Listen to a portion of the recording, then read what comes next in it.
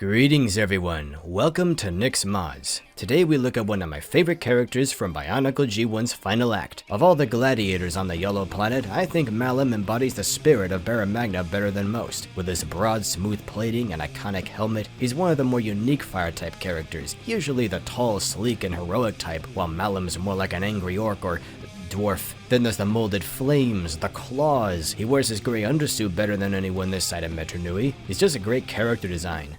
But the original toy was kind of a mess. All of the Glatorian were. You'd never know looking at them that these were supposed to be more organic, human-like characters than the Toe and Matoran we grew up with, but nowadays we have the technology to make more story-accurate, lifelike desert warriors. I switched his extremely mechanical Vaki shins for Paraka ones, which are smooth, muscular, and perfectly compatible with most add-ons we'd see after Bionicle's end. CCBS shells aren't compatible with old Bionicle bones, but you can kinda cheat with these T-shaped bar pieces. There's just enough friction between this and the shell socket touching the sides of the bone to stay on. The new feet are a little more mechanical than I'd like, but no more than the old ones, and they match his new silhouette well, like a grill erupting in flames. Plus, I mean, these are cyborgs. I don't mind the occasional piston. We'll just say his feet got chopped off. 2009 was gory like that. The biggest problem with default Malum is his shoulders. They look okay from the front, but only the front, getting in the way of very basic poses. I moved them to the sides, layering them over Anika's shoulder plates using gray 1.5 pins. I wanted to keep Malum's body as compact as I could, so I kept the arm bones short. But this connection only works with a post-2008 variety. The older one's corners can't fit Anika armor in.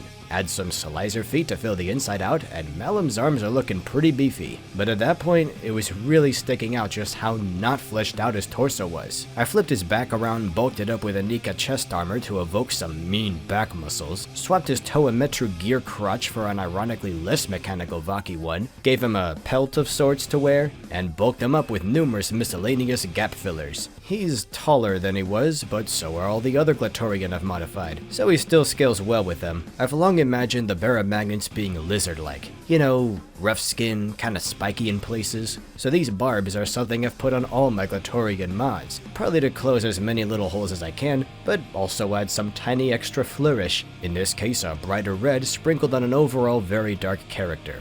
Between all these additions, Malum's piece count is about 3 times what it was out of the canister. I've counted. He's a beast now. Not so heavy he can't hold a pose, but he's pretty hefty in hand. Sometimes I'll display him with his old shoulder launcher or a blade, but I don't know, I think he looks better without those things. This speaks for itself. He's so round like a wrecking ball. This is how Malum's always looked in my mind's eye, now fully alive. And that's it for today. If you want to support these projects, don't forget to check out my books on Amazon and itch.io, and my Patreon page where videos like these go up a week early. See you next mod. Toodles.